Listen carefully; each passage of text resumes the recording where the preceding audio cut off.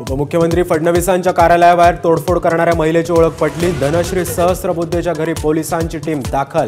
महिला मनोरुग्ण असल्याची माहिती।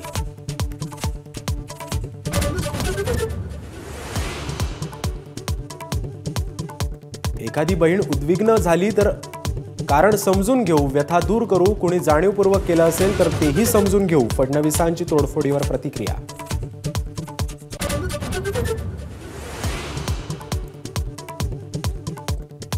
मुंबई विद्यापीठाच्या सिनेट निवडणुकीत युवा सेनेची बाजी, 9 उमेदवार विजयी, बाकी एका जागेवरही युवा सेनेलाच आघाडी।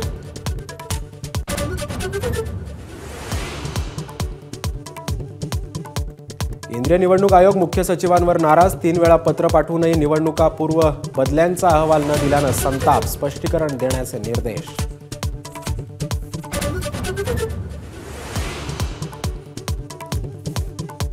पोलीस महासंचालक रश्मी शुक्लांना हटवण्याची काँग्रेस शिष्टमंडळाची केंद्रीय निवडणूक आयोगाकडे मागणी, तर शिंदे गटाकडून निवडणुका एकाच टप्प्यात घेण्याची मागणी।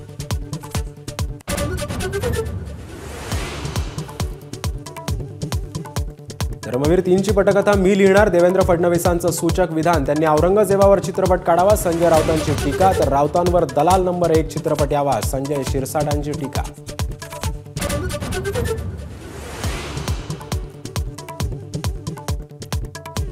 भाजपच्या जाहीरनाम्याची झेरॉक्स एबीपी माझाच्या हाती, काँग्रेसच्या काळातल्या अपूर्ण प्रकल्पांचा पंचनामा भाजपच्या जाहीरनाम्यातून करणार।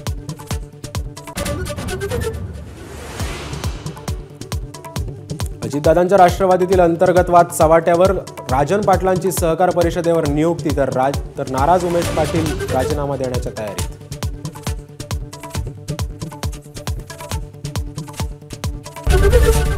एबीपी माझा, उघडा डोळे बघा नीट।